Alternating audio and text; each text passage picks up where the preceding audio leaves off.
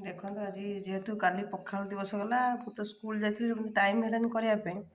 ତେଣୁ ଆଜି ଟିକେ ପୁରା ସ୍ପେଶାଲ ଦେଶୀ ଖାଦ୍ୟ, ଯେଉଁଟାକି ମୁଁ ଚୁଲିରେ ବି କରିଛି। ଭାତଟା ସାଙ୍ଗେ ସାଙ୍ଗେ ବସାଇକି ତାକୁ ସଜ ପଖାଳ କରିଛି, ସେଥିରୁ ଟିକେ ଆମ୍ବିଳା ଲାଗିବନି, ସେଥିପାଇଁ ଟିକେ ତା'ଦେହରେ ଆମ୍ବୁଲ ପକାଇଛି।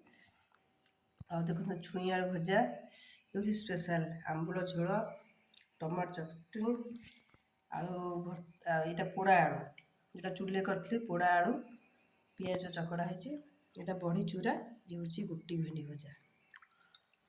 ଦେଖନ୍ତୁ ଆମ୍ବିଳା ଲାଗିବା ପାଇଁ ଟିକେ ଆମ୍ବୁଲ ଆଳୁ ଚକଟି ଦେଇଛି। ଏ ସଜ ପଖାଳ ଖାଆନ୍ତୁ। ଟେଷ୍ଟଟା ମୋତେ ଯେଉଁମାନେ ଭଲ ପାଆନ୍ତି ପଖାଳ ଖାଇବା ପାଇଁ ସେମାନେ ନିଶ୍ଚିନ୍ତ କମେଣ୍ଟରେ ଜଣାଇବେ। ଏଇଟା ପୁରା ଆମର ପିଓର ଆଜି ଦେଶୀ ଖାଦ୍ୟ, ଯେଉଁଟାକି ମୋତେ ଟାଇମ୍ ହୁଏନି, କରିପାରିନି। ଆଜି ଛୁଟି ଯେହେତୁ ଥିଲା, ସେଥିପାଇଁ ଆଜି ଟିକେ ଘରେ ବସି ସବୁ ଏ ଦେଶୀ ପଖାଳ କଲେ। କାଲି ପଖାଳ ଦିବସ ଗଲା, ଆମର ତ ଟାଇମ୍ ନାହିଁ, ଆଜି ଟିକେ କରିଦେଲୁ ଆଉ।